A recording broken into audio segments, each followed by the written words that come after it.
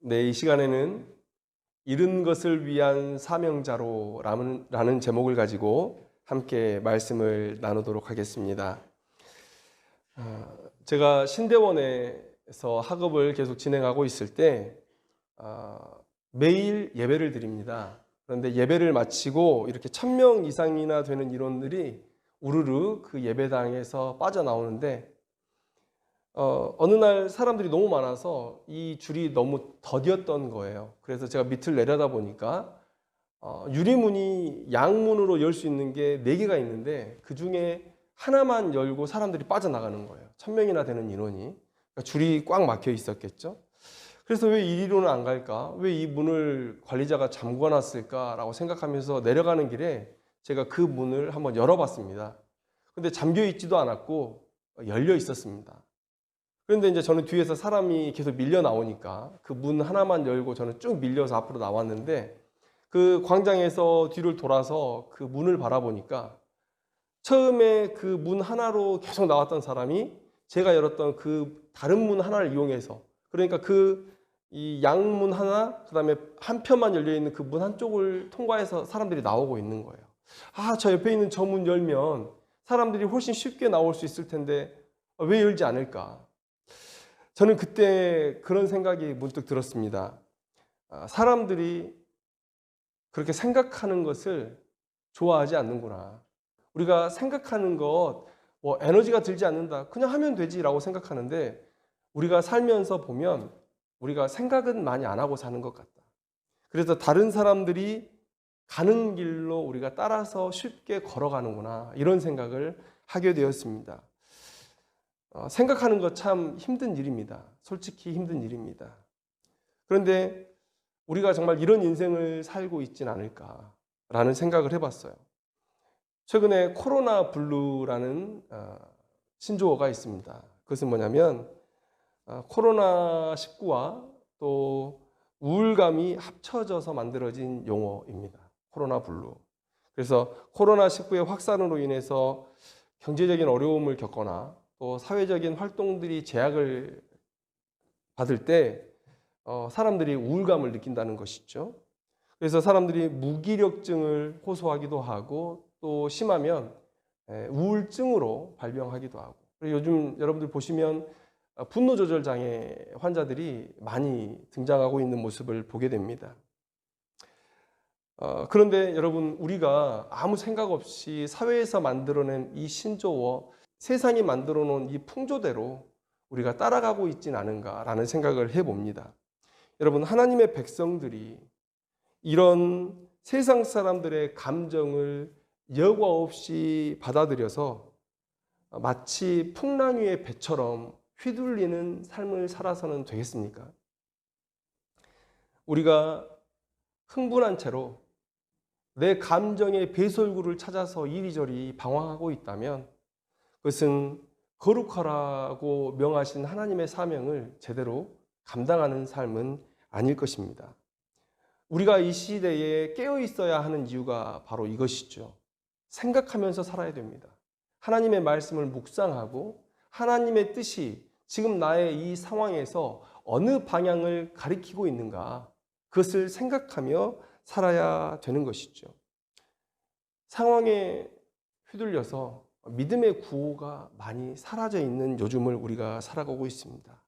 오늘 저는 어떻게 하면 우리의 사명을 좀 더 강하게 붙드는 그런 말씀을 전할 수 있을까를 고민하다가 잃은 것이 무엇인지를 한번 생각해 봤으면 좋겠다. 우리가 잃어버린 것이 무엇인지, 그리고 하나님은 과연 우리에게 무엇을 돌려주시기 위해서 이토록 수고하고 계시는지 우리가 한번 그것들을 묵상해 봤으면 좋겠다.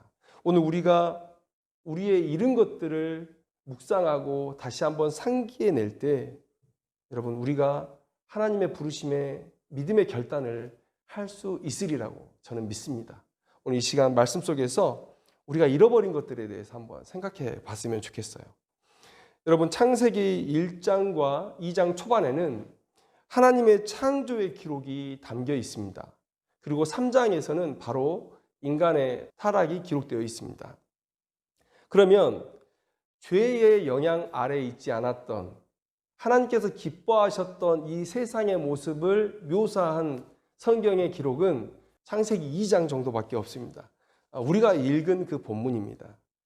오늘 그 본문 속에서 우리가 잃어버린 것들에 대해서 한번 생각해 보려고 합니다. 충분히 많은 것들을 우리가 묵상할 수 있을 것입니다. 첫 번째, 우리가 잃어버렸던 것. 여러분, 죄가 없던 에덴에는 하나님과의 친밀한 교제가 있었습니다. 창세기 3장 8절을 봅니다.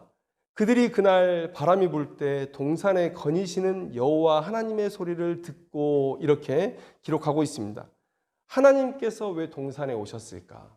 자신이 창조한 이 피조 세계의 아름다움을 감상하기 위해서 오셨을까? 아니요. 하나님은 분명한 목적을 가지고 오셨습니다. 그래서 8절 뒷부분을 보면 아담과 하와가 뱀의 꼬임에 넘어가서 범죄를 하게 됐는데, 그때 숨어버린 그 아담과 하와를 하나님께서 찾으세요.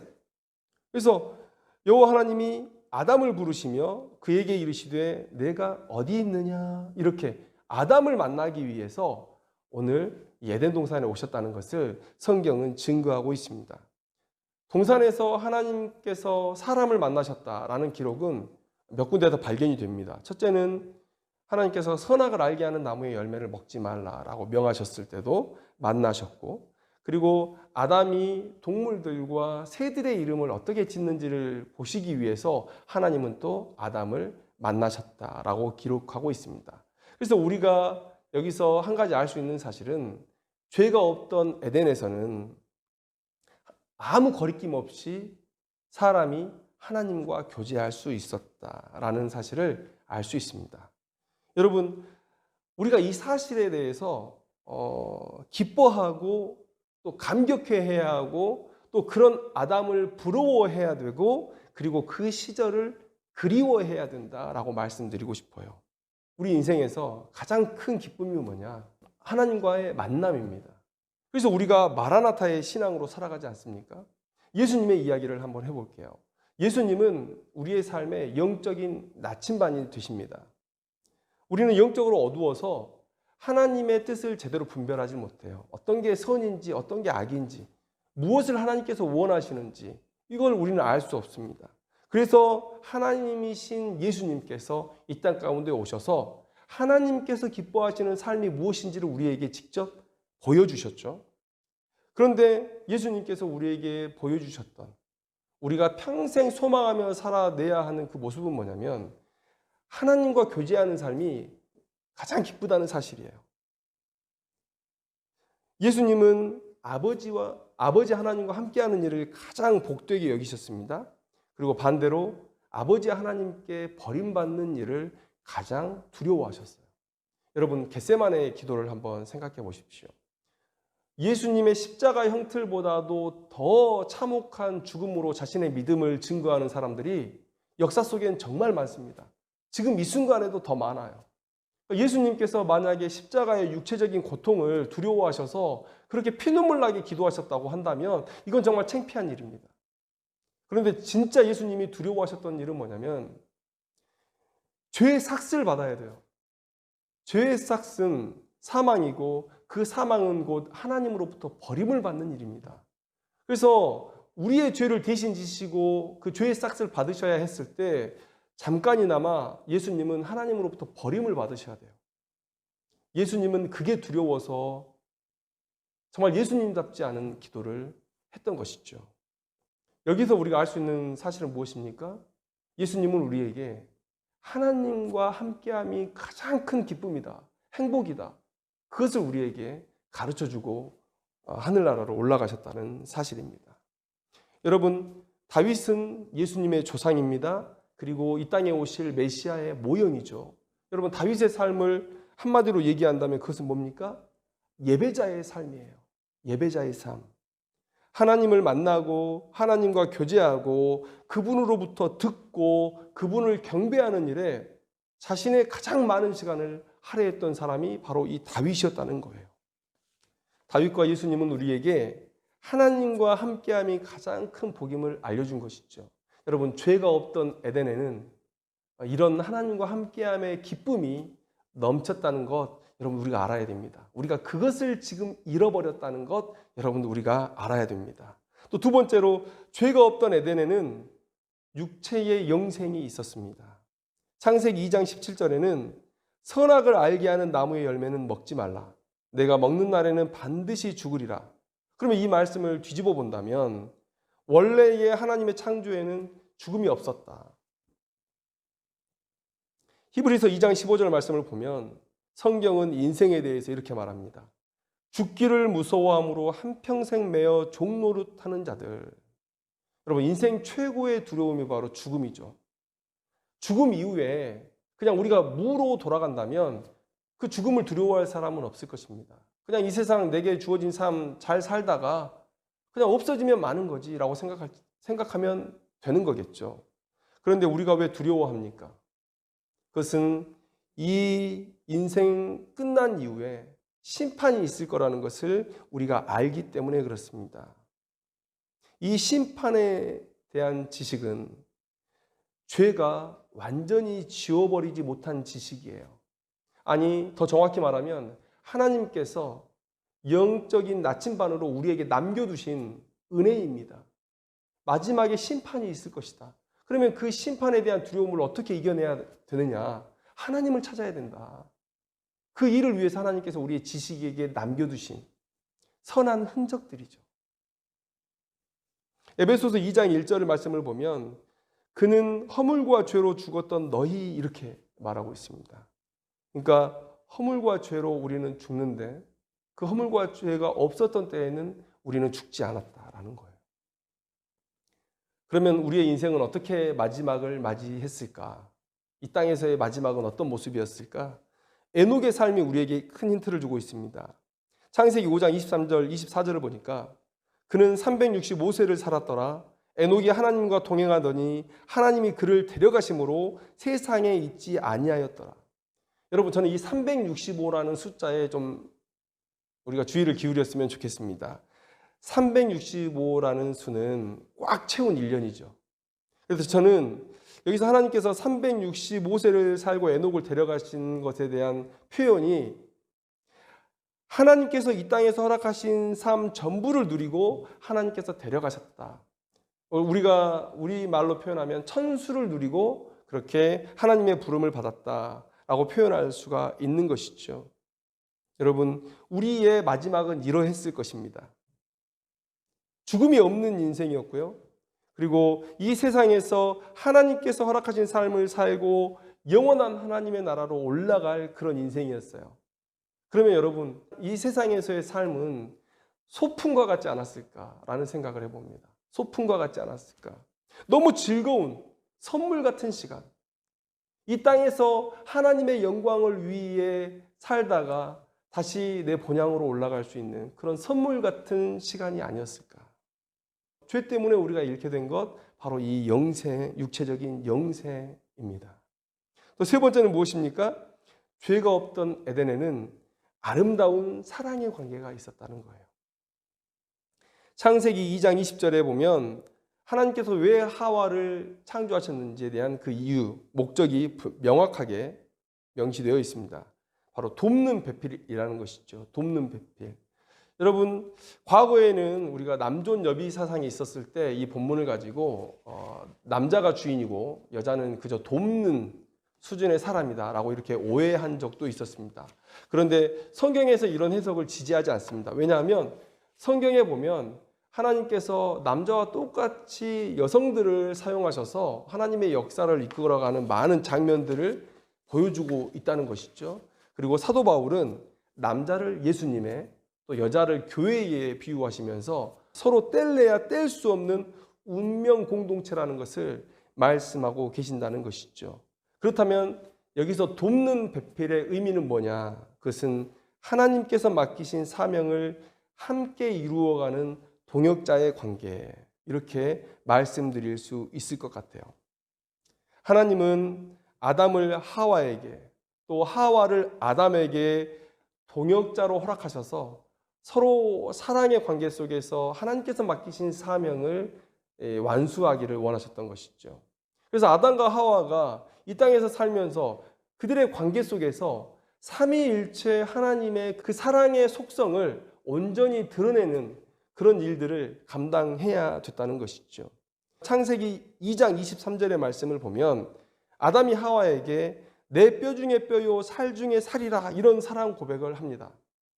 여러분, 어떤 신학자는 이 본문을 가지고 아담의 갈빗대를 활용해서 하와가 만들어졌기 때문에 그런 표현을 위해서 이 고백을 사용한 거다, 이렇게 얘기합니다.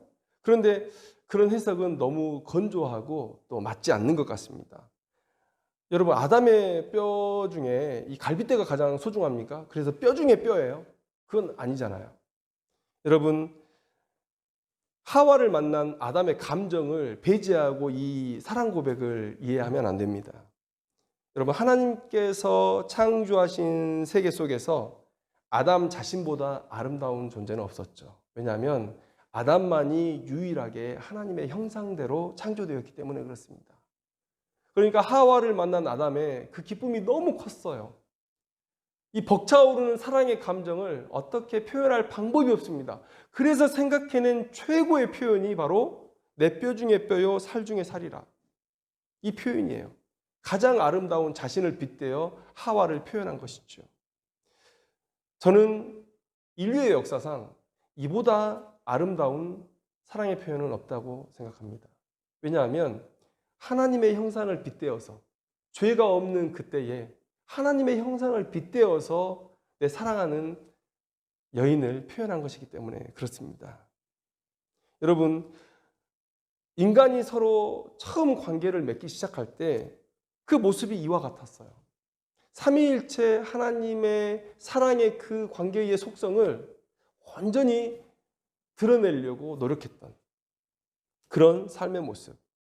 그리고 이 아담과 하와의 이 인간의 관계는 이제 모든 인간의 관계로 확장되어야 하는 것이죠. 그것이 하나님께서 우리에게 원하는 모습이 아니겠습니까?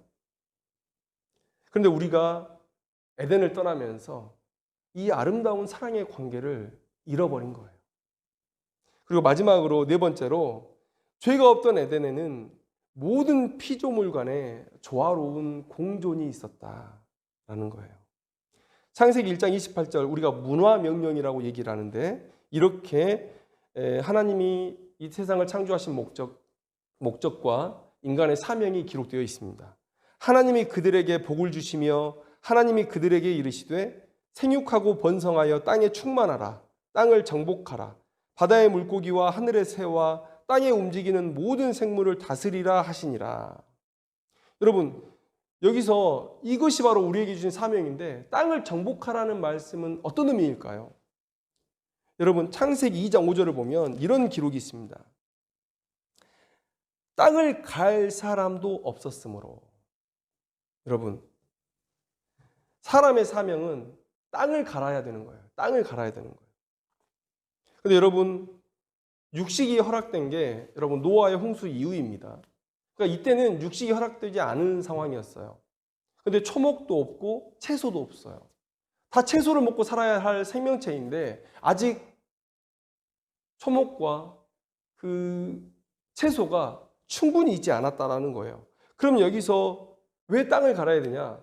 바로 초목과 채소가 풍성해져서 많은 동식물들이, 물론 자기도 삶의 식량을 얻고 다른 모든 동식물들이 이 식량을 얻는 그 일을 위해서 이 사람은 땅을 갈아야 한다는 것이죠. 이게 바로 땅에 충만하고 땅을 정복하라는 하나님의 명령의 본 모습입니다. 산업혁명 이후에 많은 신학자들이 자연에 대한 인간의 착취를 정당화하기 위해서 이 본문을 사용했어요. 하나님께서 땅을 정복하라 하셨다. 그렇기 때문에 우리는 땅을 마음대로 착취하고 이용할 수 있다는 거예요. 그런데 하나님의 처음의 메시지는 그게 아니었습니다. 인간이 땅을 경작하지 않으면 자기의 식량은 물론이고 함께 살아가야 할 피조물들의 식량이 없는 거예요. 그러면 인간에게 맡기신 땅을 정복하라는 이 말씀은 무엇이냐면 다른 많은 피조물들을 살게 하라는 거예요. 이게 다스림의 이 의미입니다. 이게 다스림의 의미예요. 그러니까 자연을 억압하고 착취하는 이 모습이 아니라 자신을 희생해서 다른 동식물들, 다른 피조물들을 살게 하는 그 사랑의 섬김, 그게 바로 하나님께서 인류에게 원하셨던 다스림의 모습이라는 거예요. 여러분, 이게 하나님의 성품을 온전하게 드러내는 일입니다. 하나님은요, 우리를 사랑으로 다스리세요. 우리의 생의 목적은 하나님의 성품을 우리의 삶에 드러내서 하나님이 찬송받으시게끔 하는 일이에요. 그러면 하나님의 성품과 동떨어져서 다른 피조 세계를 억압하고 착취하고 그들을 희생시켜서 나만 좋은 이런 다스림이 아니라 내가 열심히 경작해서 나도 살고 우리 모두가 함께 사는 그런 아름다운 공존의 세상을 가꾸는 것, 이것이 바로 하나님께서 원하시는 아담과 하와의 모습이고 그들이 받은 사명이라는 것이죠. 여러분, 그랬기 때문에 초기 하나님께서 창조하신 그 세계에는 모든 피조물들 간에 아름다운 공존의 모습이 있었다는 거예요. 여러분, 최근 코로나로 인해 사람들이 움직이지 않습니다. 관광지에도 사람이 가지 않아요. 그러다 보니까 사람들이 이게 찍어서 SNS에 올리는데 자연이 회복되어지고 있는 모습들을 여러분들 우리가 많이 볼 수 있을 것입니다. 그래서 사람들이 하는 말이 뭐냐면 지구에게는 사람이 바이러스고 암세포 아니냐라고 얘기해요. 이런 자조적인 말에는 지금 인간들이 이 피조 세계를 정복하고 다스리는 모습은 하나님께서 원하시는 모습이 아니었다는 것을 방증하는 거예요. 우리는 죄로 인해서 하나님께서 우리에게 처음 부여하셨던 그 사명을 잃어버리고 하나님의 이 아름다운 피조 세계를 억압하고 착취하고 이용하려고만 했어요. 여러분, 창세기 2장 11절 이하에 네 강의 이름이 등장합니다. 비손, 기온, hit데겔, 유브라데 강이에요. 근데 여러분, 이 강은요, 에덴만 빙빙빙빙 돌면서 흐르는 게 아니었어요. 에덴에서 발원했지만 이 에덴 지경을 넘어서 세상 속으로 뻗어가고 있는 거예요. 여러분, 저는 이것이 아담과 하와의 사명의 길라잡이라고 생각해요. 여러분, 물은 생명의 근원이죠. 초목이 자라고 채소가 자라는데 물은 꼭 필요합니다. 그런데 이 물들이 온 세상으로 흘러갈 때 이 아담과 하와의 자손들이 그 물들을 따라서 온 세상 속으로 흩어지는 거예요. 여러분, 이 물을 따라 하나님이 주신 말씀대로 충만하며 땅을 정복하며 다스리는 일, 온 피조 세계가 함께 잘 사는 일을 위해서 이 인류가 헌신해야 되는 그런 모습들이 초기에 있었다는 거예요. 얼마나 아름다운 모습입니까? 그런데 지금 우리가 잃어버린 모습이기도 하죠. 여러분, 이 죄가 이 세상 속에 들어와서 이 모든 것을 잃어버리게 했어요. 저는 이 죄는 우리의 심령과 삶의 터전에 떨어진 핵폭탄이라고 말씀드리고 싶어요. 모든 걸 무너뜨려 버렸어요. 모든 걸 무너뜨려 버렸어요. 여러분, 아까 얘기했지만 우리가 죽음을 이제 겪게 되었습니다. 두려워하는 죽음을 겪게 되었어요. 여러분, 영적인 죽음은 하나님께서 하와와 아담을 에덴 동산에서 쫓아내시면서 이미 현실화된 거예요. 하나님이 계신 그 에덴 동산에 사람들이 나아가지 못합니다. 하나님과의 교제가 끊어졌어요. 여러분, 영적인 사망에 대해서 우리가 조금 더 생각해 볼까요? 우리가 육체가 죽으면 어떻습니까? 모든 생명 활동이 멈춰요. 마찬가지로 영적인 사망은 어떻습니까? 영적인 생명을 위한 모든 생명 활동이 멈춰버리는 거예요.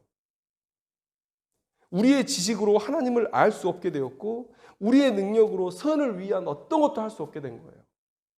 하나님을 다시 만날 그 자리로 나아가지 못하게 된 거예요. 이게 여러분 우리의 영적인 죽음입니다. 육체의 죽음은 조금 더디 찾아왔어요. 아담이 900년 이상을 살았다고 합니다. 아담이 언제 죄를 짓고 언제 에덴 동산에서 쫓겨났는지 모르겠지만 꽤 오랜 시간 그 이후의 삶을 살았던 것 같아요. 그런데 결론은 뭡니까? 죽게 되었다라는 거예요. 우리가 이 죄를 짓지 않았다면 에녹처럼 엘리야처럼 이 세상에서 하나님께서 허락하신 삶을 다 누리고 영광스럽게 하늘나라로 올라가서 영원한 삶을 살게 됐을 거예요. 그런데 죄를 지은 이후에 우리에게 죽음이 찾아왔고 매일매일 매순간 우리는 죽음에 대한 두려움 속에서 살아가게 되었다는 겁니다. 그리고 여러분, 아담과 하와에게서 보였던, 그리고 온 인류가 함께 배워나가야 했던 그 사랑의 관계가 이제 깨어져 버렸어요. 범죄하기 전에는 사랑과 희생과 배려와 화합, 이런 삶의 모습이 보여졌다면 죄가 들어온 이후에는 분열과 탐욕과 경쟁과 시기, 이게 인간관계를 지배하게 되었다는 거예요. 여러분, 가인과 아벨 이야기 보십시오. 가인이 아벨을 죽였어요. 여러분, 죄가 들어와서 마치 우리가 무언가를 학습하듯이 조금씩 죄가 우리를 지배한 게 아니에요. 순식간에 가장 심각한 죄로 우리를 몰아갔어요. 하나님의 형상을 파괴하는 것, 인간이 저지를 수 있는 가장 큰 죄악입니다. 그런데 가인은 바로 살인을 저질렀어요. 그런데 이 가인이 얼마나 영적으로 어두웠냐면, 여러분, 가인이 아벨을 왜 죽였습니까? 하나님께 온전한 제사를 드렸다고요. 하나님께 자기보다 더 큰 사랑을 받았다고. 그래서 아벨을 죽인 거예요.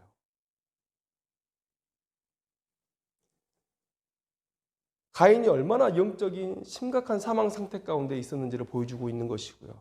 이 가인의 모습은 이 시대를 살아가는 우리들의 모습이다 라는 말씀을 드리고 싶은 거예요. 그리고 이 아름다운 피조물과의 공존의 관계가 깨져버렸어요. 로마서 8장 22절을 보면 피조물이 다 이제까지 함께 탄식하며 함께 고통을 겪고 있는 것을 우리가 아느니라.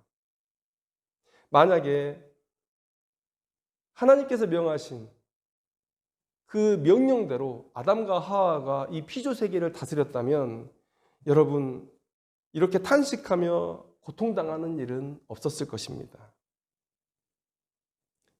그런데 여러분, 여기서 우리가 한 가지 알아야 되는 것은 뭐냐면, 본문을 보면 함께 탄식하고 함께 고통을 겪고 있다고 해요.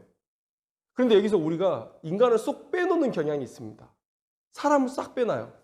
피조물들이 다 자기들끼리 고통을 당하고 있는데 우리는 고통을 주는 쪽이지 고통을 당하는 쪽은 아니잖아. 우리는 자연을 이용하는 쪽이지 자연에게서 피해를 받는 쪽은 아니잖아 라고 생각하면서 이 본문을 읽을 때 함께라는 단어에서 나를 빼요. 그냥 피조물들끼리 이렇게 모여서 고통을 당하고 있는 것이지, 여러분, 그렇지 않습니다.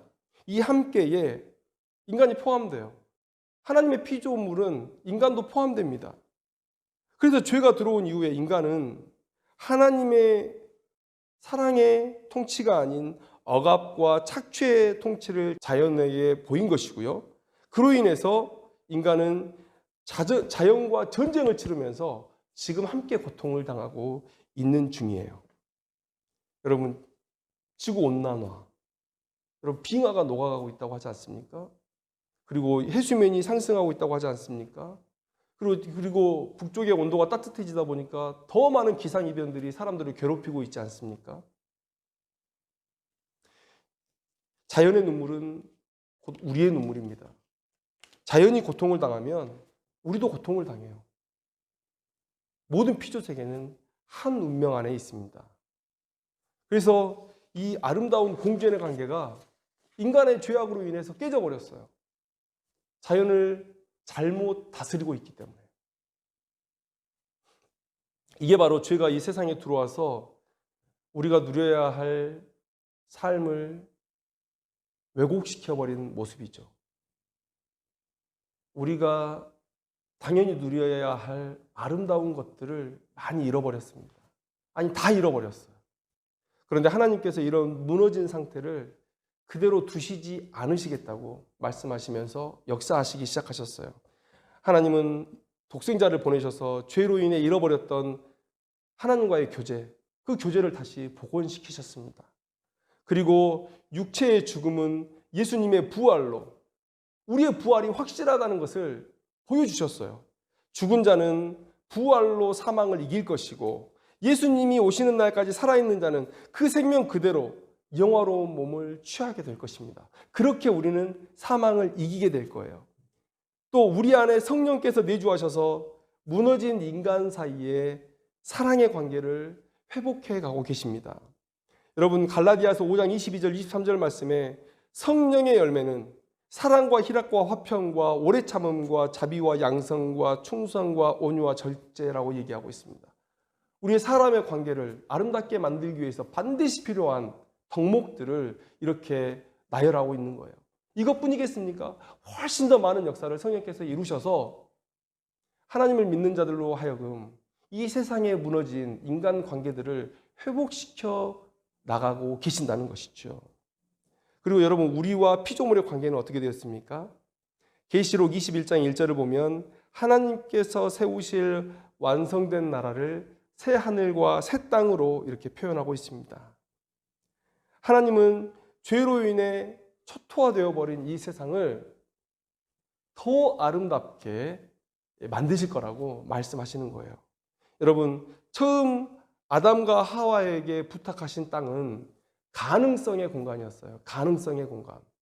초목도 없고 채소도 없고 그저 안개만 자욱했던 그 땅. 여러분, 가능성의 공간입니다.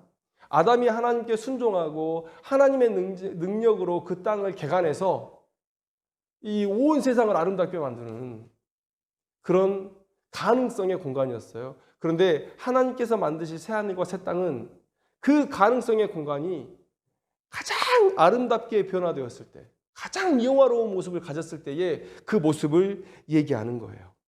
그래서 이사야는 이 마지막 때의 이 모습의 환상을 보고 이렇게 기록하고 있습니다. 그때에 이리가 어린 양과 함께 살며 표범이 어린 염소와 함께 누우며 송아지와 어린 사자와 살찐 짐승이 함께 있어 어린아이에게 끌리며 암소와 곰이 함께 먹으며 그것들의 새끼가 함께 엎드리며 사자가 소처럼 풀을 먹을 것이며 젖먹는 아이가 독사의 구멍에서 장난하며 젖된 어린아이가 독사의 굴에 손을 넣을 것이라. 내 거룩한 산 모든 곳에서 해됨도 없고 상함도 없을 것이니 이는 물이 바다를 덮음 같이 여호와를 아는 지식이 세상에 충만할 것임이라. 여러분, 하나님께서 아담과 하와에게 명하셨던 정복과 다스림의 모습이 바로 이거예요. 피조 세계를 착취하는 유일한 권력자로서의 인간이 아니라 섬김의 통치를 보이는, 그래서 모든 피조 세계가 인간의 통치, 다스림으로 인해서 복된 삶을 누리는 단계. 근데 인간이 실패했잖아요. 근데 하나님께서 완전한 성취를 이루실 것이다. 그래서 이사야가 이 마지막 날의 환상을 보고 지금 이 이사야서에서 기록해 놓은 거라는 거예요. 하나님께서 이렇게 인류의 역사를 이끌어 가실 겁니다. 이끌어 가고 계시고 성취하실 거예요. 죄로 인해 초토화되어 버린 세상을 회복시키시고 계신다는 거예요. 이 건축의 첫 출발로 하나님은 예수 그리스도를 그 머릿돌로 놓으셨습니다. 그리고 하나님께서 그 완성을 위해서 우리를 일꾼으로 부르셨어요. 바울은 고린도전서 3장 10절에 이렇게 말씀하십니다. 내게 주신 하나님의 은혜를 따라 내가 지혜로운 건축자와 같이 터를 닦아두매 다른 이가 그 위에 세우나 그러나 각각 어떻게 그 위에 세울까를 조심할지니라. 자기가 터를 닦아두었대요. 그 터는 무엇입니까? 바로 예수 그리스도예요. 바울의 사명은 교회의 초기에 예수 그리스도의 진리로 교회의 터를 닦는 일이었어요. 그러면 이제 우리의 사명은 무엇입니까? 그 위에 아름다운 건축물을 올리는 거예요. 새하늘과 새 땅의 건축을 위한 동역자로 하나님께서 우리를 부르셨다는 거예요. 그래서 지금 여러분, 우리가 당하고 있는 이 고난은 귀한 것을 잃은 자가 자신의 것을 찾기 위한 몸부림이다. 이렇게 말씀드리고 싶습니다. 하나님이 그 일을 위해서 우리를 부르셨고 하나님과 동역을 할 때 우리는 반드시 그 결과물을 얻어낼 것이다. 여러분, 이런 귀한 사명 앞에서 우리가 주위를 두리번거리면서 세상이 흘러가는 대로 생각 없이 그 뒷공무니, 그 뒤통수만 바라보면서 따라가야 되겠습니까? 내 상황에 휘둘려서 이 영광스러운 사명을 버려야 되겠습니까? 여러분, 수룹바벨의 무리들이 바벨론 포로 생활을 끝마치고 돌아와서 성전을 지었습니다. 그리고 느헤미야의 무리들이 돌아와서 무너진 성벽을 지었어요. 여러분, 그들이 호기롭게 하나님의 역사에 동참했지만 그러나 곧 방해가 닥쳤고, 그래서 그들은 처음에는 불평하다가 나중에는 각자 삶의 자리로 흩어져 버렸습니다. 돈에 눈이 멀어서 같은 민족에게 고리대금업을 하고, 심지어 자기 민족의 사람들을 노예로 부리고, 여러분, 그러다가 그들이 어떤 생각까지 하게 됐습니까? 하나님의 율법대로 살면 우리 잘 살지 못한다. 하나님의 율법을 포기하고 우리의 삶에 집중해야만 우리가 더 잘 살 수 있다. 그래서 그들은 성전 건축이니 성벽 건축이니 그런 것들 다 내팽개치고 그저 삶의 자리에서 최선을 다했던 거예요. 여러분, 힘든 상황입니다. 살아남는 일조차도 힘이 든데 여기서 믿음을 지키고 사명을 위해 살기란 더더욱 힘든 상황입니다. 그러나 믿음은 이런 어려움을 이겨내는 힘입니다. 바울은 우리에게 도전을 해요. 자신이 당한 고난 속에서 우리에게 도전합니다. 디모데전서 1장 12절에서 20절 말씀을 요약하면 이래요. 나는 전에는 교회의 비방자요, 박해자요, 폭행자였다. 그래서 죄인 중에 괴수였다. 그런 나를 주님께서 충성되이 여겨 내게 직분을 맡기셨다. 그리고 그 일은 그 사명을 감당할 능력을 주실 하나님에 의해 완수될 것이다. 그러니 이 일에 동참한 것이 얼마나 큰 기쁨이요 영광이냐. 내 아들들아, 너희들도 나와 함께 이 믿음의 선한 싸움을 함께 하길 바란다. 창세기 2장에 우리가 당연히 누려야 하는데 잃어버린 것들에 대한 기록이 되어 있습니다. 우리의 삶이 지치고 힘들 때 우리가 고대하는 삶이 어떤 것인지를 오늘 이 말씀을 통해서 여러분들이 다시 한번 묵상하기를 원해요. 하나님께서 그 회복을 위한 역사를 시작하셨고 그 승리할 역사에 여러분들을 부르셨어요. 여러분들이 그 역사에 반응하는 것은 특권입니다. 은혜입니다. 선물입니다. 죄가 이 세상에 들어온 이후에 너무 많은 것들을 잃었어요. 그것을 도로 찾는 것이 하나님의 목적이고 우리의 유일한 행복의 길이다. 많이 지쳐있지만 잃어버린 에덴을 묵상할 때 우리는 새 힘을 얻게 될 것입니다. 잃은 것을 되찾을 하나님의 계획에 사명자로 함께 일어서기를 여러분들에게 도전합니다. 기도하겠습니다.